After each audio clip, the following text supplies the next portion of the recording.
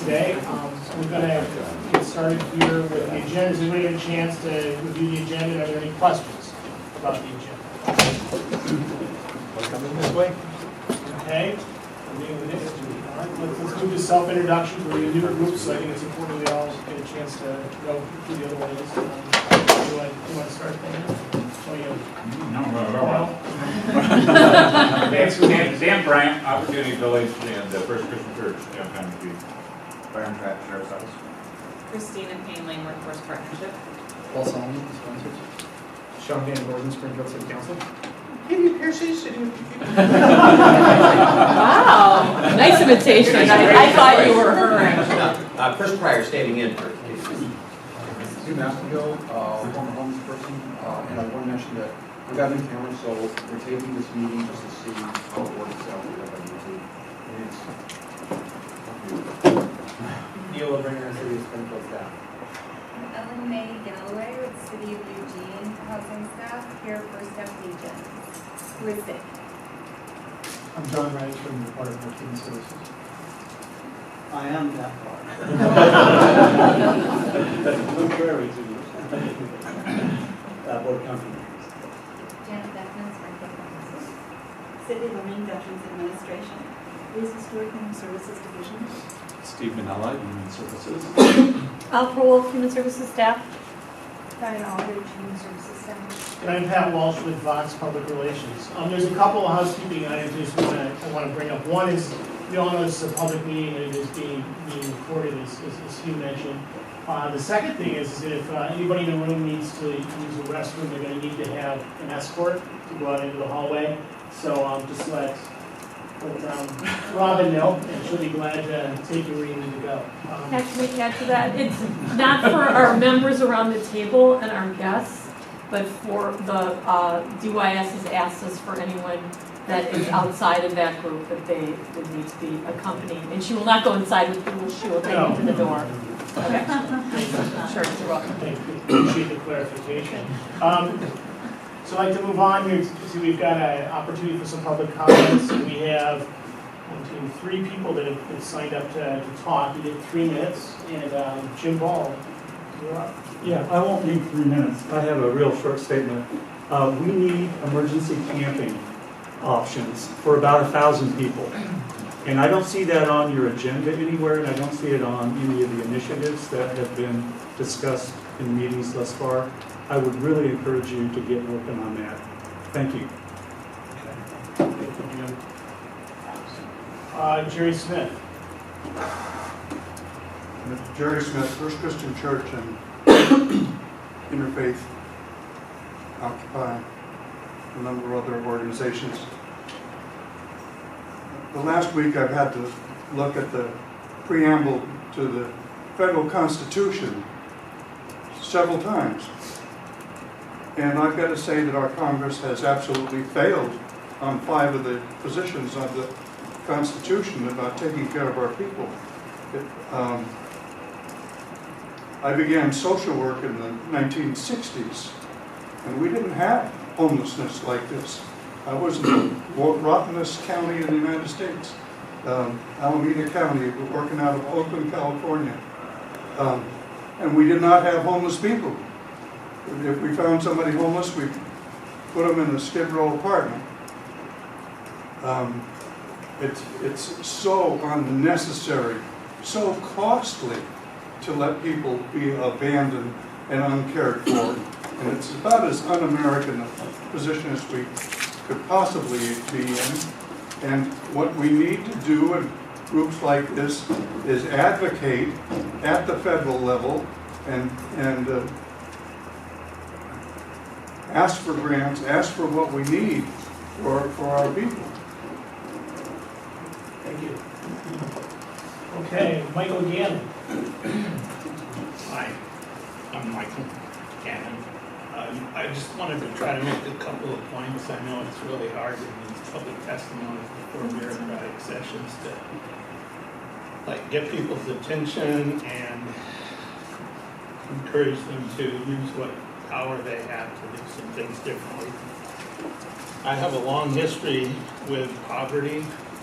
I I got the University of Oregon student body a grant from the Public Health Service when I was a sophomore that financed students from U of O to go out into county health departments in Oregon and offer services to help with the impact of migrant farm workers on there. It was noted it's the first time the federal government had decided to fund directly a student body organization. And from that, I've always looked for opportunities for funding, and I'm surprised that with as much grants as government bodies get today, there still are numerous opportunities for subgroups, county level, city level, school district level, to propose to the federal level a different way of looking at solutions and getting funding for that. It's a really common mantra that we hear these days. There's just not the funding for it. And even as a sophomore more than 50 years ago at the University of Oregon, I learned that the mantra is really, if you think originally, you'll get the funding. I also wanted to point out, I've lived on the streets of Eugene without housing for 6 years. I kind of enjoy it. I enjoy it because I'm seeing myself in the middle of a transition that the globe is making to trying to deal with the enormous scarcity of resources, the lack of opportunity for people of the other 7 billion out there to be adequately housed and educated and taken care of. So on that stand, I think that you're a perfect opportunity to emphasize sustainability. So it's really important to look at ways to be sustainable. Often people make excuses for non-sustainable actions with the homeless population because it's transitory, or they're only going to be there now, and that creates greater cost. The other thing I'll quickly say is take a look at the MUFTI tax exemption, multiple property tax, unit tax exemption. The school, I did a research on the Capstone project, $700,000 in tax money that Capstone project would be paying to 4J has been foregone for 10 years. That's $7 million. Compare that $7 million with the current 4J levy for bonding. The other part of that, and of course, equal amounts to the county and the city, and then smaller amounts to the LA Community College are exempted from those property taxes. It's a tremendous boondoggle. And that shows up because the people that you're concerned about when they're at college level and wanting to get a college education, they can't afford to live in the Capstone project. And yet we're subsidizing it with our community money. Thanks. Thank you very much. Thank you. Michael Kerrigan. Yeah, hi. I work with the Community Alliance of Lane County on the shelter rights organizer for Cal. We need to find safe places for people to be this winter, and just really urging the law enforcement in the city and the county level not to be issuing trespass citations of people, but just letting folks be. But we need some longer term solutions to that. The Nightingale Health Sanctuary that I'm on the steering committee is looking for land, has money to purchase land for a health sanctuary, and it's just a very difficult process. So if you have ideas, you have places for us, please call Cal so we can find the spot so we can help people this winter. But that's more of a long-term solution. Might be a whole zoning thing that'll take some time. We need rest stops both. We've been primarily looking at city land for that. Have a meeting with the city manager on Monday to talk about that. What about county land? What about, are there places that we could set up rest stops for this winter? There are folks who can work with the folks there. We got a bunch of folks in the community willing to roll up their sleeves and make it work. So get back to Cal. Any ideas or any questions for us? Thank you. Great, thank you. Wayne Martin. Great to be here. I am Reverend Wayne Martin, now retired, United Church of Christ pastor and chaplain, hospice chaplain. A lot of my energy here is on the very subject that we're actually bringing to the table. I represent the Nightingale Health Sanctuary as well, and for a long time was on the support committee with probably on Tuesday of next week, a group of us are preparing a presentation for the Human Rights Commission meeting that evening. It's a presentation on a kind of campaign we'd like to do, the purpose of which, after a 3 to 5 week campaign, is to arm people with more information so that they can advocate for an ending to the camping ban. Camping ban as it's presently worded. Some kind of modification of that ban so that there are provisions for people to be able to safely spend the night, perhaps in parks that are currently not being used and other sites. So I just wanted to apprise you of the information that if they approve of our ideas, which will be some education in the public schools, some other education in churches and perhaps small business associations, and maybe some fundraising, that they may then have this resolution to present before the city, and perhaps as well here. Thank you. Thank you.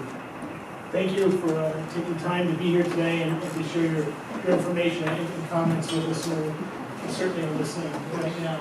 I'd like to move into a follow-up from previous meetings.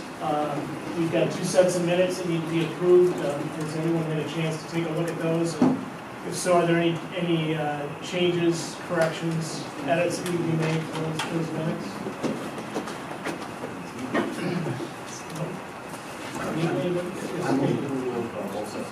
Is there a second on that?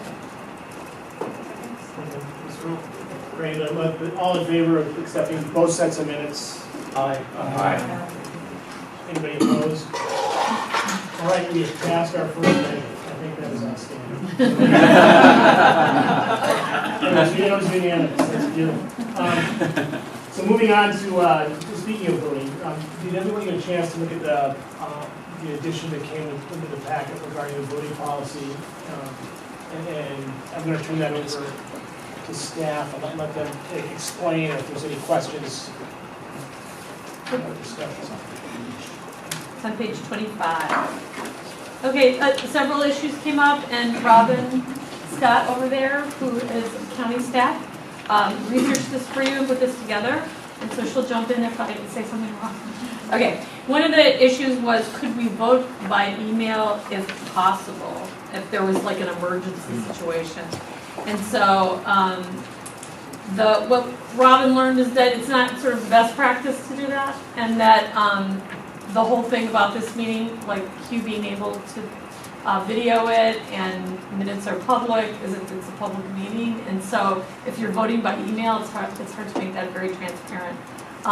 So the bylaws, so what Robin was saying is that the bylaws should address maybe limited circumstances where you might want to vote by email if there was sort of a short time frame. And so the recommendation was that you amend the Poverty and Homelessness Board bylaws to detail the process and the circumstances where e-voting would be allowed.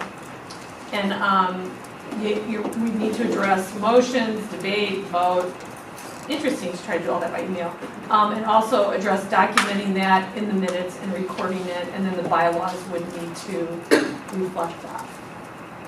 So that's the first. Any discussion on this? Understood? So that's, Oh, no, go ahead.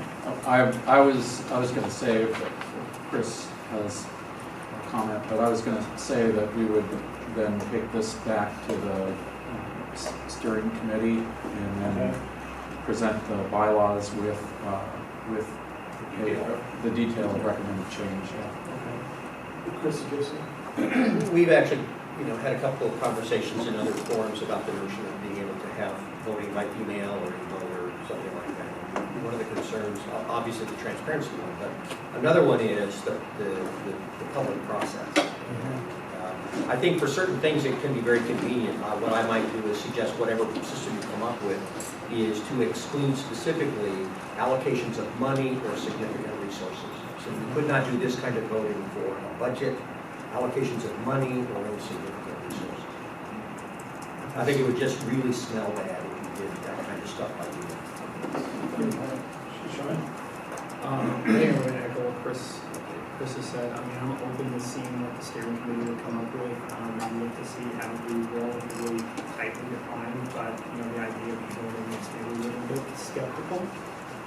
Because we really should be pushing all the debate where we can into the public forum in their say. And even under limited circumstances, there's issues of, I think, control of documentation that would have to be addressed because all of the emails suddenly become public record and then going, thinking, okay, we're going to open a huge can of worms, and what are we really going to get from it? So I'm interested in seeing the conversation, but I think that, my tendency at this point would be life would just be easier to give it back to what we need. Okay. Anything else you want us to go here? Sorry. I have a question for staff. I've been on committees before where we had to do e-voting because there were bad storms or emergencies, and there was a deadline that we had to say yes, or we didn't do it by the amendment. Was this the deadline? I mean, was that helpful in those situations that you were Yeah, able to yeah. vote by email? It was, and what I recall we did is then we posted that, we sent that out to everyone, and then we reviewed it in the next meeting publicly, and then it was documented publicly. And as everyone knows, we will be, once minutes are approved to this meeting, they will go on the website, once they've been approved. So that's what we did here, and it helped us in those situations. Yeah. So, as long as there's some sort of emergency sort of clause that if sometimes, as I understand, this committee has to approve certain funding proposals, and if there's some gap that we have to do voting, or meet in person. I kind of like the little paragraph saying we get to say, in this emergency situation, because we cannot get together, we have to do it within 2 days. And we vote on something. Right, for example, you delegated it to the steering committee to approve the new projects for the HUD grant, but you did that in an open meeting. So we've got some things we need to look at, and then the steering committee will get back to you. We'll continue the discussion. So, thank you. Anybody else? Okay, so part 2 was non-voting versus voting members. Okay, so what we want everyone to know is that in the formulation of this particular board, we were really impressed with the kind of people that applied and are participating. And because of some of the requirements of the different funding sources or organizations that we're connected to that require this board, it made the most sense to have 12 voting members and to have 5 ex officio members. And we looked at other continuum of care boards and poverty boards around the country, and this was the configuration that worked. My point of this is that everybody is valued in their opinion on this board and the influence that they bring to the board. But when we looked into this, and Robin again put some really good pieces together for us, that we need to have clarity about who's voting and who's non-voting members. And so the recommendation was that we maintain that clarity and that we encourage a really open and in-depth discussion, but that when it actually comes to the public vote, that it would be the voting members that would be voting, and there wouldn't be any hand raising from the others. It just occurs to me that a visual reminder that might be helpful to put a little sticker on the voting members' name tags, and then we can all see who the voting members are. Okay. So then it will remind them. Yeah, right. Who they are also. Always like doing that. Okay. I'm good with that. Anything else? So we'll take a look at the comments were, and we'll get back to you guys on moving forward with the vote. Is there anything, Pat, do you think you want to add? No. Yeah, one more. Okay, the last one is bringing people onto the committees that are not PHB members. And so this was something that we had talked about all along, that there it would be nice to have 100 people on the Poverty and Homelessness Board, but this is manageable enough. So the recommendation was that the committee members who have full membership authority could nominate individuals who have expertise for a specific committee. Like if you felt there were certain people who had an expertise on veterans that aren't already included in that committee, you could recommend someone. And the recommendation was that nominees would fill out a simple application, resume, some kind of, we had an application for the Poverty and Homelessness Board, we could do something similar for the committees that would document their expertise. And then the committee would select any non-voting member of the committee would select anyone outside of this table who wanted to join. Continuum of care, grant priorities update. This body given the steering committee direction to look through, to work with staff on those applications. And in your packet, I think you'll see the organizations that are going to be part of that application process. If anybody have a chance to take a look at that, if there's any questions, certainly we can address them, or staff can address them. On pages 13 and following. It goes from 13 to 20. Do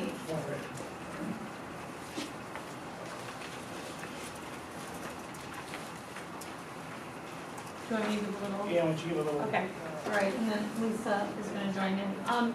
So we have 15 projects in the 2014 application, and the responsibility was delegated to the steering committee to approve the whole ranking process of this, and we went with a ranking from the 2013 grant, and we have introduced 2 new projects to this. Our current continuum of care grant serves people that are homeless who are singles or households with children, and it serves people who are chronically homeless for a year or more with 4 episodes of homelessness in a 3-year period, according to HUD. It serves people who are homeless who have disabilities, physical and mental disabilities, with developmental disabilities, for people with HIV/AIDS. It sort of does an overview of the whole homeless population, and including homeless youth. And so those are projects that we have funded traditionally, and the 2 new projects that we've introduced are Willow Permanent Housing Project, which is a collaboration between Hacksaw and St. Vincent de Paul, and they'll be serving people that are chronically homeless, individuals and families, and they either have a serious mental illness, a physical disability, a chronic health condition, developmental disabilities, substance abuse issues, or HIV/AIDS, and they will help them move into permanent housing, which means they will live in housing that is supported on an ongoing basis with case management support services for them and what their other needs are. So that application is for $406,000, and at any point in time, we would serve 33 households with those funds if they were awarded. And then the second new project is Canvas 2 Permanent Housing Project, and that would serve households with children and without children, and the emphasis of that is people who are chronically homeless and have a mental illness, or they have acute medical needs. And we have a project like that currently called Canvas 1 Permanent Housing Project, and that would extend that. And then I asked Lisa if she would give you sort of the whole overview of this huge grant that we've been applying for since 1994, and the amount of people and households that it touches. And she's our data collector through our homeless management information system. So Lisa, take it. Right. I'll just give you an overview on what this grant achieved in fiscal year 2013-14 that ended June 30, 2014. 358 households were served. 163 of them were households with children. And in those households were 757 individuals. 38 of them were veterans, and I want to point out that most of the veteran programs are not part of the grant. GPD, Housing Plus, and DASH are not included in the number, the 38, that's a difference of existing. And 43% of the individuals served, of the 757, 43% of them did have a long-term disabling condition. Most of them, it was mental illness. Okay, all right, thank you. And so in the packet, it gives you a brief description of the 15 projects. We have been, knock on wood, successful since 1974 getting this. It's an annual application. It takes a lot to put this together, and our partners on the application are Lane County and Hacksaw and St. Vincent de Paul. And this year's grant is for $3.1 million.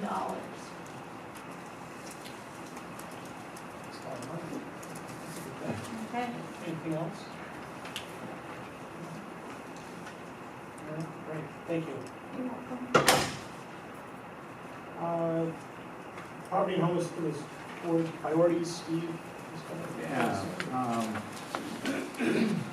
Like to draw your attention to page 5. We'll talk a little bit about page 6, but this is the third meeting that this group has had as a board, and if you go back a meeting, you'll remember that we had 6 or 7 different items on the board to discuss and to prioritize to go forward on. And we got through the first 3 of those, and those included housing first, and broadly we discussed housing first and getting people into housing without condition of them going through treatment or having any requirements in order to go into housing, and then providing services.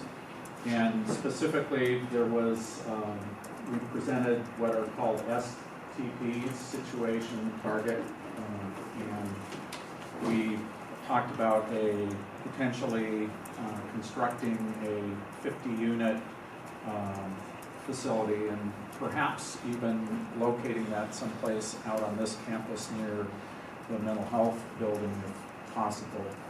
And so that was the first thing we discussed. The second was a youth in transition project.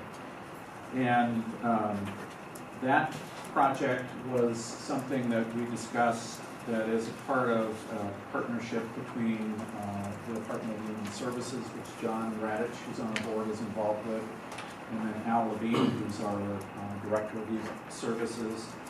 And what we're talking about there is we're talking about the potential of repurposing a couple of facilities that are on the youth campus that have had treatment programs and other programs in them in the past that are available for future use.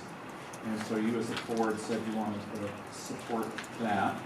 And then the third was what's called the Mayor's Challenge to End Veterans Homelessness. And as you recall, the baton was passed from Mayor Kitty to Commissioner Farr to take some leadership with that group. And we'll go over later for Housing First, that will be handled by the Facilities Committee. Youth in Transition, again, John and Al and I will be pulling something together, and then as soon as we have a date, members of this board will know when that will be, and will be invited to attend. And then the third one is the Mayor's Challenge, and we also have a date for that. So, and those committee dates are at the back of your, are they in the packets? No? Right, I'm going to read them out to you. Yeah, Okay, we'll do that later on. We're going to send that. We'll send that out to people. Okay, good. And then if you turn to page 6, we had a number of other issues that are under planning the next agenda. And there was a STP written about a rapid rehousing initiative, basically working with 30 families and providing them with housing first, homeless families, getting them into housing, and then wrapping around services and workforce and employment and training services. The issue of criminal histories and access to housing, and then also criminalization of homelessness was discussed, and then building the legislative agenda. And we talked about the legislative agenda really doesn't need to be a priority project, that would be assigned to the legislative committee, and the legislative committee has a time that they're going to meet on both state and federal legislative issues. So what we would like to do at this point is a couple of things with these priorities. And one is, as you can imagine, with the first 3 projects that we selected and the committees that you all have approved, that we already have a full plate of activities that we're working on with the Housing First, the Youth in Transition, and then the third one.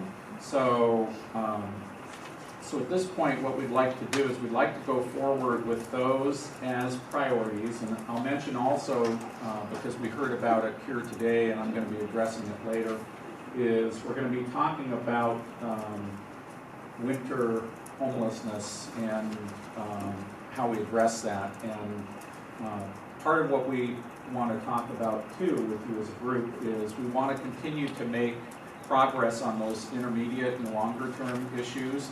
So we want to talk about the process we use for dealing with the here and now and the immediate needs, and then make sure that we're on track with our longer term needs. So just because winter homelessness isn't a priority project doesn't mean that it's not something that this board is going to address.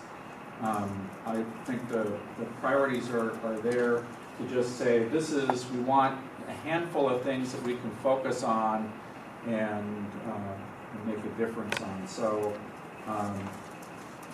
So then what we'll do is we'll crosswalk, and we will take this entire list, including the projects that you all have prioritized, and take them to our strategic planning committee and begin the process of strategic planning.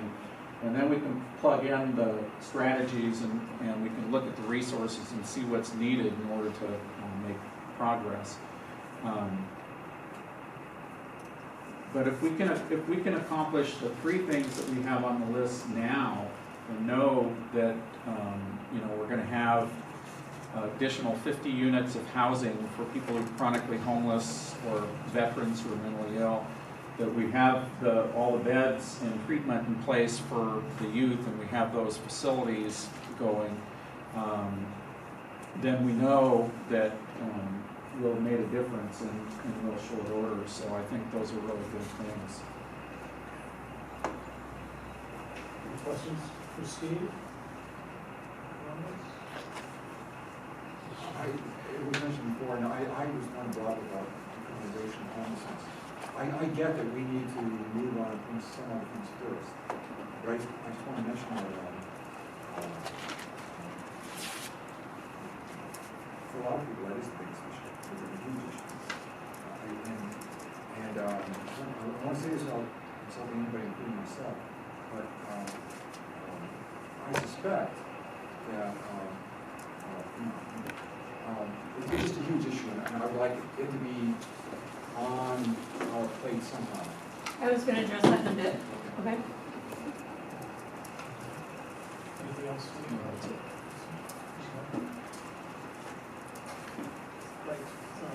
Okay, so the TED Talks, remember we talked about doing sort of short, focused, informational pieces to get us looking at issues that are going around in the community or things that you want more information on. And so the list that I have from our initial discussion was, we talked about having one of our staff present our coordinated entry system for people that are homeless singles and families. And Amanda, one of our staff, is the lead on that. And so anyone who comes into the homeless system looking for housing would go through these front doors, and people would have fair access who are homeless to getting housing based on length of homelessness.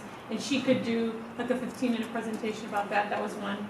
But another was Lisa Stewart, who's our expert on all the data that comes in about the people that we help. Lisa could talk about what is our housing inventory in this community and give you a lot of detailed information about that. That was another suggestion. Criminalization of homelessness was a topic, and we've had people from the Human Rights Commission who said they would be happy to come forward and do a presentation here, and so that's another idea. And then the impending one-night homeless count, we are getting ready on January 28th. The last Wednesday, January 28th, we'll be doing our annual one-night homeless count, And this year, on the odd number of years, we do a shelter count in our emergency shelter and transitional housing programs, and we count, and then every year. And then in the odd number of years, we also include a street count where we're going outside and collecting from people who aren't coming in for services and try to get as accurate a count as we can. Calc actually last time we did this in 2013 was a huge help and really got out there in places that we had not been previously. So that's another TED Talk that we could do about how does that happen. And I think beginning in November, we're going to start to do our planning meetings about the one-day homeless count.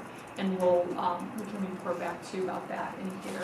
So those were topics that we pulled out of the minutes. And if there are any other TED Talks that you might be interested in, it'd be good to hear. And then what would you like in the next upcoming meetings? What are your druthers? Well, for me, I think any of those topics would be informative and important information to share. In terms of scheduling, I think for my own sake, I'm pretty flexible on that. But I'd like to hear from some other people too, if you think these would be beneficial and helpful to the group to have that 15-minute presentation, bring us up to speed. Some of us are dealing with these issues every day, and some of us aren't. That'd be really good. Be helpful to have the list again in front of us and we're trying to prioritize in terms of timing. It seems to make sense in terms of sequencing the topic. And then that may also, for me, maybe jog my mind too in terms of other topics. Okay. Do you want to send the list back around to folks? Yeah, I mean, I have to. It's in the minutes, and then I added one, but we're happy to send that out again. If you want. Yeah, that's okay. It's all right. You had 2 cents a minute. Yeah, I mean, it's if you want to give us some direction on what you would like for the next meeting, and then from there you could prioritize after that.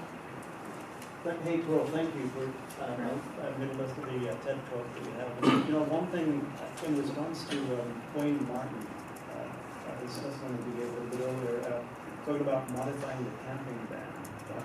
I think it's important that we all understand, what is the camping ban and how does it differ between the two cities in the metropolitan area. And significantly, I think, what is the history of the camping ban, so that we all kind of understand where we are, where we were, and the potential projection. That way we can project where we should be, we want to be in the future. So, I think going back to what was happening in 1996, 1997, and the changes that were made back then, and how does that apply to where things are today? And I don't know that it's something that needs to be really full-blown, our presentation, just like a TED Talk, just kind of bring people up to date. If other people are interested in hearing that, knowing more or less the history. I would second that as being helpful to have a TED Talk devoted just to that, because the criminalization issue covers a whole lot more topics, and that's such a big one. I think it would make sense to devote one just to that, and then we could address all the other issues under criminalization in another. Yeah, and I didn't mean it to be separate. I think on Mr. Martin's Reverend's specific regarding modification of the camping ban in particular for this upcoming winter. So the sooner we can look at that, and the sooner we can look at what is the history and what are the conditions that existed in the past that cause things to be the way they are today, and those conditions will address. Do you think that would be important enough to do in the next meeting? Well, I think we're looking at, we're going to be talking soon about the upcoming winter. So I think let's see how that discussion transpires. This is really a part of that. What do we do to? That's what I'm thinking. I'll address that as a part of the discussion on the agenda of winter strategies and how we might present that. Thanks. Okay. Yeah, I'm going to do that, and I'm going to hand this out. Just to get back to the criminalization of homelessness, I just wanted to share, we get these, they're called snaps from HUD, the people that we write this grant to every year for continuum care.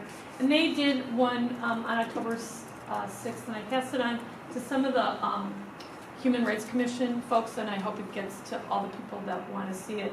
But this is just a page summary about what are the issues nationally around the criminalization. And the people who give us this funding every year, they're the continuum of care people. They are very interested in the issue and are talking to us about it in our local jurisdiction. So I'm going to pass that around, and it will appear on our website. I'm going to talk about that in a minute.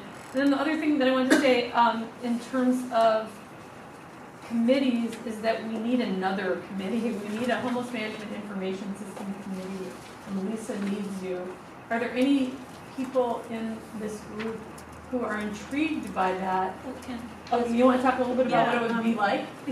What I'm looking for is just is probably a little work up front and then just monitoring from them, so it won't be an intensive thing. But we collect a lot of data on all the folks who enter the programs. We have over 80,000 people in Lake County in the management information system right now. And of those, probably at one point or another, about 20,000 presented as homeless at least once in the last 3 or 4 years.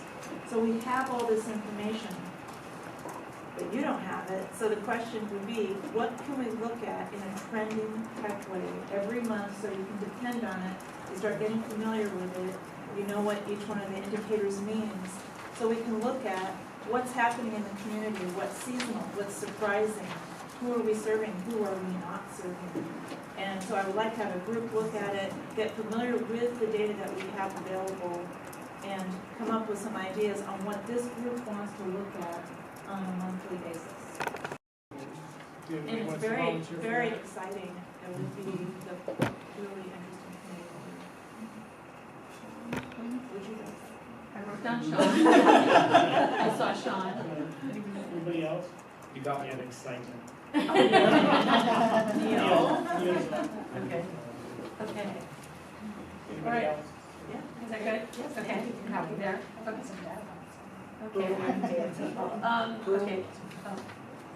Yes, Paul. Back up just a sec, Sure. on the criminalization Uh-huh. issue. There's a series of short videos that Braden Films just put out on criminalization of homelessness, mental illness, and drug addiction. And they look at strategies around the country that have been developed in different places to address those three things. And I'd be happy to send you the links, but I think it might be nice to take a look at different strategies that have been employed in other places to address these issues as well as we move forward. Yeah, I think it's, and then in this handout too, they give us a couple of links. Obviously, people don't like some of the law centers on homelessness have worked on this, but there's one called No Safe Place, the criminalization of homelessness in U.S. cities, and then there's another one at the bottom called Searching Out Solutions, Constructive Alternatives to Criminalization. And I think what we'll do is when we send you information for the next round, we'll give you all the links to those, and maybe you could give us your links and we'll get them out. Okay, thank you. Okay, what do you think? I feel like I want other things. Oh, the Committees. Committees and the times I want to make. Oh, the website too. The website, if you turn to pages 30 to 31, I want to take a minute and acknowledge Diana Aldridge on my left, her heavy weightlifting on this to get a poverty and homelessness website. And we're trying to get our emails out to all the right people, and we're still working out the kinks. But know that you could always go to our website, and once minutes are approved, they're on the website, and we're putting all the materials for the meetings on the website, and agendas will be there. So if you turn to page 29 through 31, you'll see that we have now a website that gives you all that information. Board members, a calendar, meeting materials, etc. So please use that. And also, for people who are in the audience and are interested, that last page on the website, you can write to our folks and tell them things you're thinking. Right on the website, and we'll pass those along to members. Okay. And the only other thing I was going to say, and we're going to send you this by email. We do have some of the committees now. We have meetings set up. And you have gotten, I think, most of the people have been invited, or some of them have been invited to this. So the problem that we're having setting up these committee meetings is we're not getting all of your responses back, and we don't know quite what to do about that. So what we've done is when there is a critical mass, we're going ahead and we're scheduling a meeting. And so that's what's happening. So we have a facilities meeting scheduled for Monday, October 20th at 2:30 in the Human Services Division in the H&HS building in our offices. We have a conference room. On Thursday, October 23rd, the Legislative Committee will meet from 8:30 to 10, also in our conference room. And on Friday, October 31st, the Veterans Challenge to End Homeless, the Challenge to End Veterans Homelessness meeting will happen from noon to 1:30, and we'll send all that out by email. Thank you. And thank you, Diana, for your hard work on the website and for all your good work. We're all Steve. We're going to move on now to our focus topic. Susan, Dan, and Bruce are here. They're going to talk about the Royal Avenue program. Of course, it's getting some transition, and it's in a great spot. So if you want, come on up.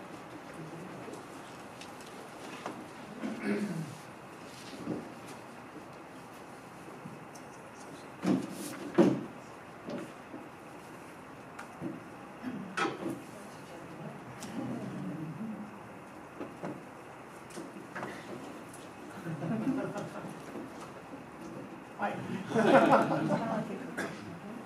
Yes. So you want to do a presentation?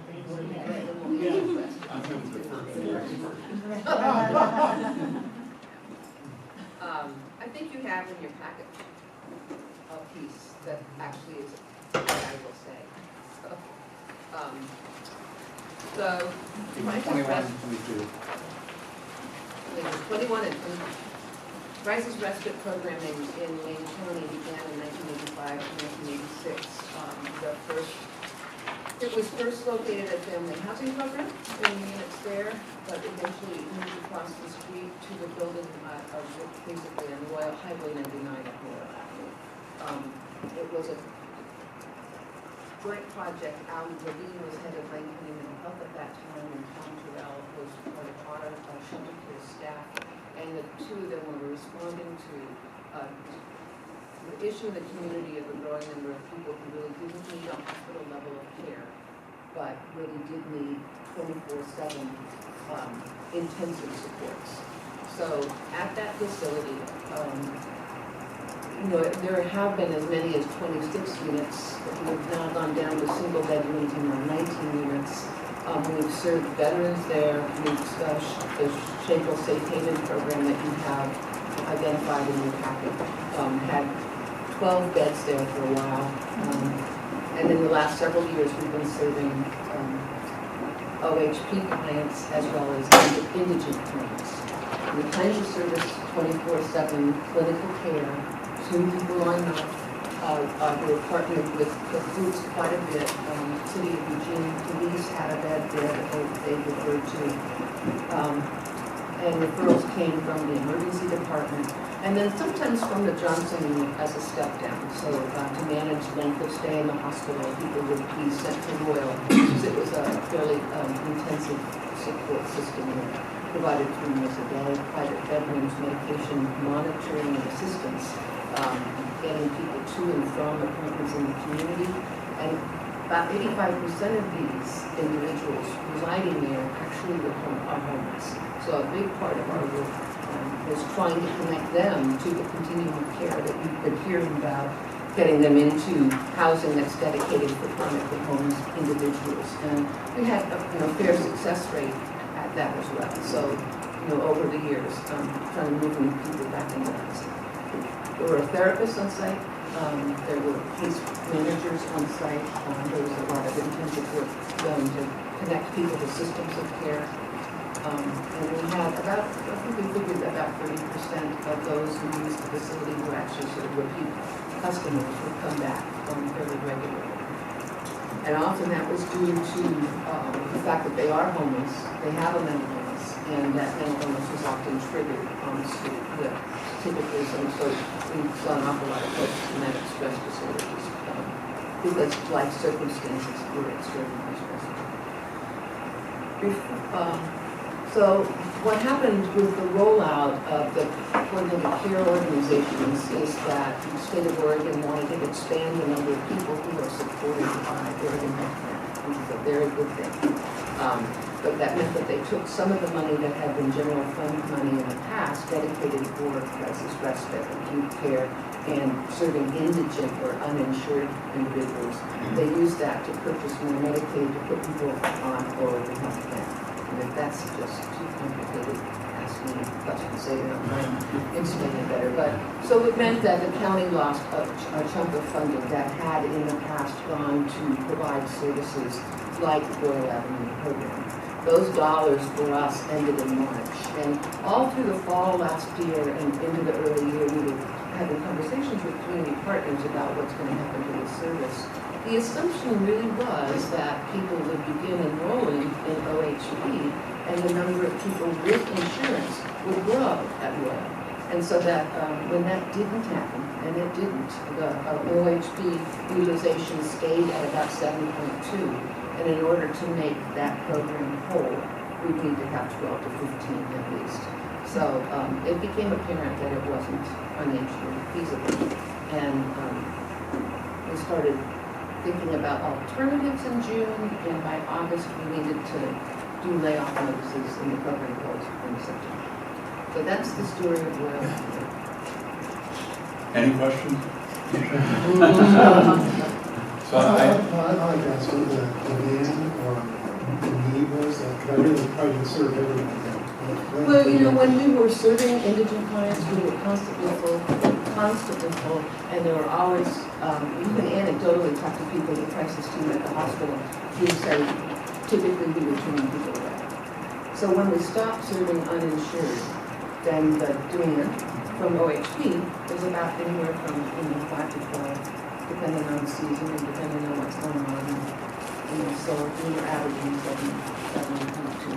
So OHP demand was not sufficient for people right along the road.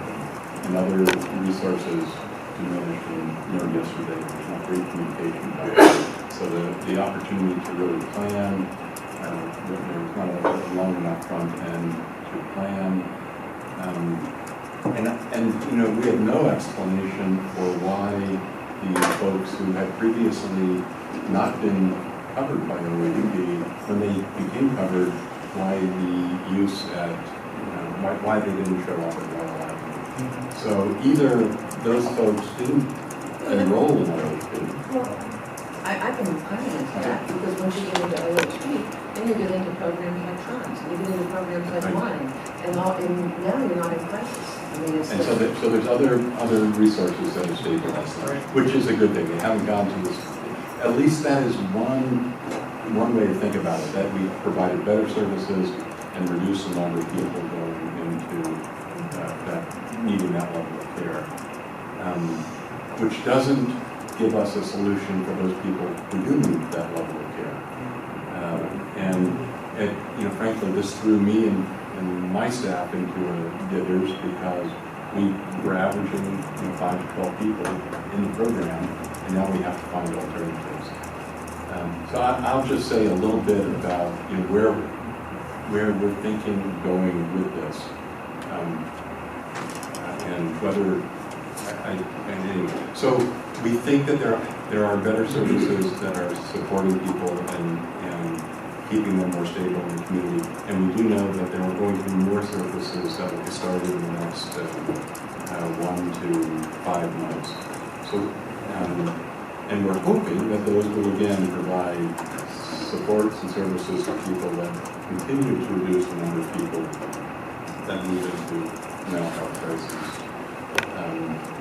I think that in my mind, to invest in a program right now when we don't know exactly what the demand would be a setup to any organization that was starting it.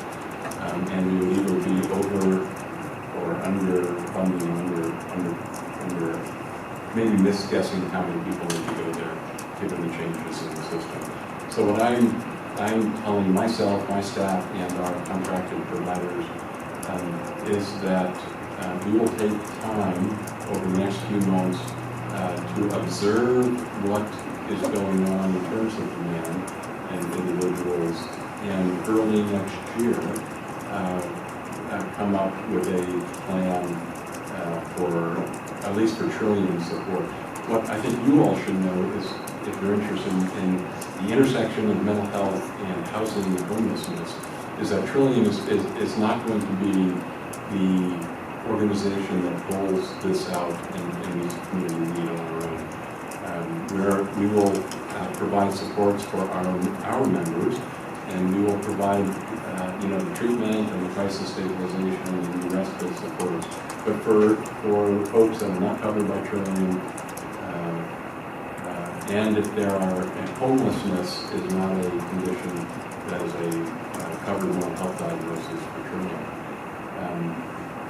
The other thing that is really becoming more clear in Trillium is that we get lots of requests for funding, things that are in the conceptual, developmental, grant stage, and that in order for us to allocate resources, we need enough lead time to do an internal assessment of whether this is a good use of our funds.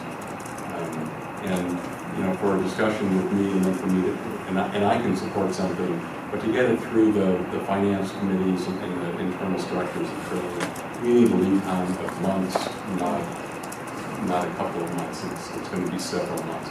So as we develop our proposal, we will be, I'll be keeping Trillium well informed of our thoughts and our recommendations, but it will have to wind its way through the internal processes of Trillium.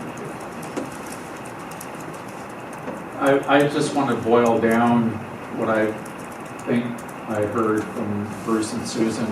One is, there's, and I think Representative Hoyle talked about this at the United Way, the Uwato legislative breakfast, that there's going to be, 5% of the population, for whatever reason, may not be on the health plan, especially with some people who have not been a part of the community for a while and feel disenfranchised or suffer from paranoia or other kinds of reasons why they might not apprise themselves of health care. So that's one piece, and that's something that we can discuss at our legislative committee. The second piece is for folks who are eligible. Bruce was alluding to that Trillium has and does support some supportive housing services for folks who are in supportive housing. And shelter care. Yeah, through shelter care. And the point is, as we're planning with our facilities and our programs, that we'll need to give them some lead time if, like with our project, our chronic homeless project, or our Willows project that we just put in the HUD, we'll need to give them plenty of lead time so that they can evaluate how they could participate with that. So. And if I could just say one thing around that. Trillium is really supportive of meeting our mental health needs, or just the health needs of members. And the CCO's role is more than just looking at OHP members. It's really looking at community health and well-being. So, and I can tell you that the management team really accepts that challenge and really is committed to the health in the community. The other thing I would say is that as we look towards the future, one thing that happens sometime in the next year and a half is that all of the mental health residential funds that are currently contracted directly from the state to providers will be contracted to CCOs and managed. So there'll be some more flexibility there. And we're really looking in the residential system and in the system for people, serving people with a serious mental illness, is how do we build recovery as opposed to just treatment. Right. And I think supported housing is a way of supporting recovery and independence. And so if, one other thought that I'm seeding committees, because this is the second one I've been at today to see this, is that if you anticipate something, a request in the next year, or if you have an idea of what would be a good community service where it intersects with the mission of Trillium, to send a letter just sort of alerting us in advance, or just saying, we've identified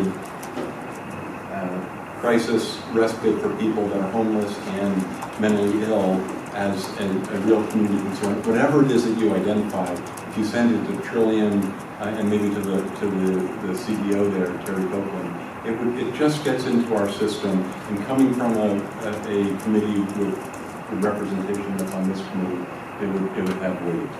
So again, I'm trying to think of how to effectively use community committees to get information recommendations into Trillium. I think sometimes what happens is people rely on me being that voice, and I could relay information that I've heard here, but it's telephone tag and it's not as powerful as it comes from you all. Yeah, thank you. Why is that chair there? Should I know? I said earlier, I think it fits. This is a brilliant chair. Yeah, I have a couple of things. First thing I wanted to mention is something that Lee Byer, Representative Byer, said at the UARO legislative regarding the Oregon Health Plan and regarding people being covered in the state of Oregon. There's a lot of concern regarding what happened to the computer system and the crash and all that. But the bottom line is 95% of Oregonians are currently have a health plan, which is a pretty astounding number. And my question really is surrounding that a little bit. You mentioned with the OHP, the newly registered OHP patients are not showing up. My question is regarding the 30% that you identify as repeat customers, I think is it, in the term. Of that 30%, are some of those folks now OHP recipients and therefore not showing up? Oh, that's interesting. Yeah. All right, so that statistic came from when we were from June, July, August, September. So those are people who had a 7 to 10 day stay for the most part. I mean, okay, there are two parts of that. Some of those people are people who are housed and have used Royal as a relief valve, as opposed to going to the Johnson Area. So that's a cohort. But the other cohort are people whose symptoms are still so volatile that when after their 7 to 10 day stay at Royal, it doesn't. And it's a very vulnerable group of people. They're on the street, they're homeless, and they're vulnerable. And so that's the part that we were looking at, and that it's that odd and unfortunate intersection between the very scary situation of homelessness for a lot of street people who are very vulnerable, and then the symptoms of mental illness that are triggered by street violence on streets. And I think one thing you can help us with, the CCO convention, is these 5% that aren't covered. What do we do? What can we as a board do to push those 5% into coverage? And you've identified conditions that exist that those people are not signed up. And that is exactly our partnership with the continuum of care is really to serve that population that's been plagued with homeless due to a severe and persistent mental illness. And you learned about, or you really learned about housing first, and that, that's what we do. And the tragedy for me with Royal was a great feeder into those housing first programs. So we have great success at moving people out of a crisis into housing, and then connecting them with care, and then ultimately connecting them with supported housing for the long term. That kind of pattern is no longer there. We've got a missing link. We've got a missing. We as a community have a missing link. And then we did a great job with that 5% that aren't on OHP that probably could be, but it's because they're so profoundly disorganized in the street, and it just is really hard for them to connect the dots to even get in to sit in front of a computer to fill out a form to get into care. But once you get people into housing and begin to build supports around them, and you're trying to, you guys do this all the time too. And then folks can begin to kind of get their lives. There's a structure, and the structure helps that connect to the rest of the system. I think, once again, there's a missing link here that we need to identify and figure out what we can fill the gap there. And the second thing is that 5%, if we can get it on 4%, clearly it may never be zero. But getting it closer to zero, even if it's down to 4.97%. It's an improvement. Noreen? I think in the piece that was sent down notes, so these folks who no longer are residing at Will Lab are now using EDR as a mechanism. Yes. There's increased pressure, but it's not 7 people a day that are, Okay. so the other alternatives are being found, and some people are being discharged from the Johnson unit and then are returning. And I have a 1 o'clock meeting, so if anyone's Yeah, got great, we need that. That's great, thank you. Okay, thank you all. I guess one quick comment, Bruce, on your way out the door. We talked about evaluating this over the coming months. I think it would be helpful to inform this board on kind of what you see as the need and the gaps moving forward. Want to invite me back like in February? That would be great, because I think that would help us inform recommendations that we might make. And I guess one of the things, that's all I have to say to you. Bye, everyone. I really appreciate your dialogue. You're doing really important work here. Susan, I guess before another question for you, and to thank you for the service that Royal has provided all these years, because I think it really has been a valuable part of the system. I think it's important that we keep this on the radar. And I guess one of the questions I have is, what are you doing with the site? Okay, I'll answer that in a minute. Okay. Because I want to go back and say the crisis team at the hospital and the Johnson unit are tracking where lengths of stay have extended or who's coming in. So we will be getting that data from the hospital and from the folks who are actually impacted most by the loss of oil. And Pat Number calls it the coulda, woulda, shoulda list. If oil had been there, we would have done this. And now that they're not there, we're doing this other. So I just wanted to let you know. So we, on the other side of whichever. We've got a really short amount of time. Yeah, well, the answer is actually in the handout. We're before November 15th, we will have moved the homeless medical respite program from family housing program apartment units into the Royal units. Royal is a much better location for that purpose. Okay? Thank you, Susan. I do have to excuse myself. Yeah. I have a 1:30 call as well. We've got a couple more things and then we'll, thank you, Susan. It was a good discussion. Steve, you want to? Yeah, let's talk about winter strategies or winter response, and then I'm going to dovetail into that some of the things that some of the folks in the public testimony said, and then Pat's recommendation. Historically, we put in place additional services during the winter months that expand the capacity to help people, especially during inclement and very cold weather. And we've done that historically now for a number of years through supporting the Egan Warming Center. And last year, we supported that with $28,000 and then an additional $25,000 from the Meyer grant. And then last year, additionally, we gave some money to Shelter Care to expand their capacity during the winter. And we also have funded the Interfaith Shelter Program as a means. So we have these programs that are faith-based, volunteer-based, and then outside of that, people have addressed that there are the rest stops and the camping programs that have started, and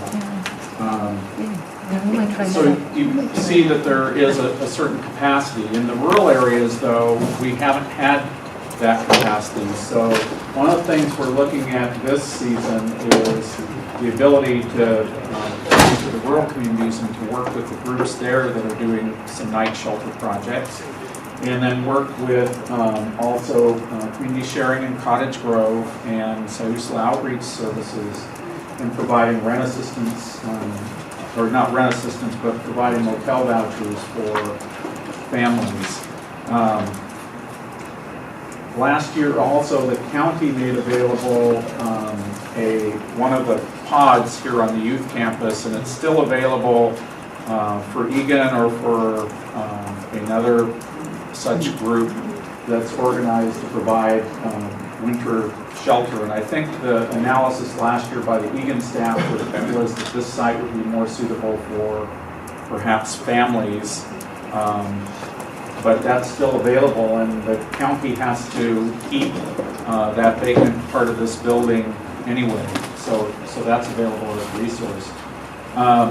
And I just learned yesterday that we got a grant again from the Meyer Memorial Trust for $54,000 this time for Lane County. So we have a little bit more money to work with. What I'm going to recommend, and I was going to recommend this before we're at this hour, is that this group hold a meeting and board members who are interested attend within the next couple of weeks, and we open that up to public dialogue. And that could be the time that we bring back the information that that Commissioner Farr requested around the camping ordinances at that point. And then we take in recommendations, and we use that as a basis to formulate how we're going to spend these additional resources that we have from this grant. Okay. Janet? Could we also at that time have information like, I know First Place, for example, their church program, there's always a wait list. So can we find out, like how many generally are on their wait list? Okay. It's hard for them to get people processed sometimes already, and so if there's an increase during the winter, how can we help with that? And one of the ideas that they had as well that they want to talk about is maybe opening up for the folks that they can't get into the church program, opening up on very cold or very wet nights the First Place Center, and having some families that could be housed there, as well as maybe extending some to motels.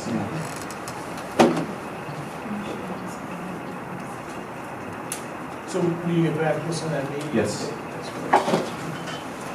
Anything else for Steve? Would that be a meeting of this, or we could go to this meeting, but it wouldn't be a full meeting of this board? Right. Is that right, Mr. Drafter? Well, I think what I'd like to see the meeting would be hosted by this board. It wouldn't be a board meeting, but a business meeting, but it would be hosted by this board. Great. In terms of wrap up, in terms of board decisions that we've made, we approved the minutes, which was outstanding, started the meeting off. And we've looked at the voting policy, which the group is, the steering committee is going to meet and go over, and then we'll get back to the bigger committee here. We talked to them about continuum of CURE grant priorities, and we got their update in terms of what we're put forward in the grant. We had a chance to look at the priorities. I don't think we made any adjustments to those at this point. And we're going to have we're going to come up with an agenda of TED Talks that are going to be timely to fit into the issues that we need to address from an information standpoint. And then, of course, the committees will meet when they need to meet and as often as they need to meet. I think it's basically the summary there, and stay tuned on that. Is there anything else you guys want to add to that at this point? All right. Did you add a subcommittee on homeless information? Right, we're adding a committee on HMIS, thank you. Thanks. And the invitation goes out to who's able to Come back in February. Thanks. Pearl, you were going to give the dates of the committees. Yeah, we're going to send that out to you. I thought we had brought them in, we haven't, so we'll send that to you. I know the facilities committee is meeting Monday. Yeah, I have the dates of who, yeah, you're meeting Monday from 2:30 to 4, October 20th, at our conference room at Cleveland Services Division. And legislative is the Thursday the 23rd from 8:30 to 10, same place. And veterans is Friday, October 31st from noon to 1:30. Wear in your the same costume. spot. Yeah, you have to be in costume, you have to look like a pumpkin. But we'll send those out today to everybody.